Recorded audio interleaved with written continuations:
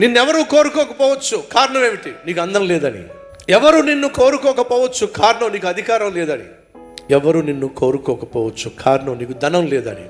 ఎవరు నిన్ను కోరుకోకపోవచ్చు, కారణం ఏమిటి? నీకు ఉద్యోగం లేదని.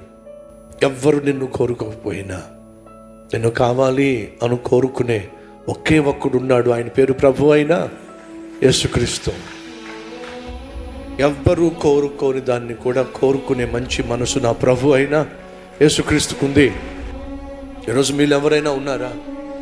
ప్రభు నన్ను కోరుకుంటున్నాడు కాబట్టి, ప్రభు నన్ను వాడుకోవాలని ఆశపడుతున్నాడు కాబట్టి, ప్రభువుకు నేను పనికొచ్చే పాత్రగా నేను మారాలని ఆశపడుతున్నాడు కాబట్టి, ఈ క్షణమే ఏ అపవిత్రమైన కట్ల చేత నేను కట్టబడ్డానో, ఏ అపవిత్రమైన స్నేహము అనేటటువంటి పాపము చేత నేను కట్టబడ్డానో, పాపము మిళితమై ఉన్నటువంటి ప్రేమ వ్యవహారం చేత నేను కట్టబడ్డాను, అక్రమ సంబంధము చేత నేను కట్టబడ్డాను, అవసరము లేని బంధముల చేత నేను కట్టబడ్డాను, అపవిత్రమైన అలవాటుల చేత నేను కట్టబడ్డాను.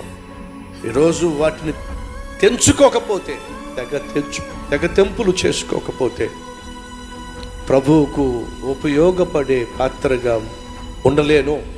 నమ్ముతున్నావా? అయితే తెంచేసుకో.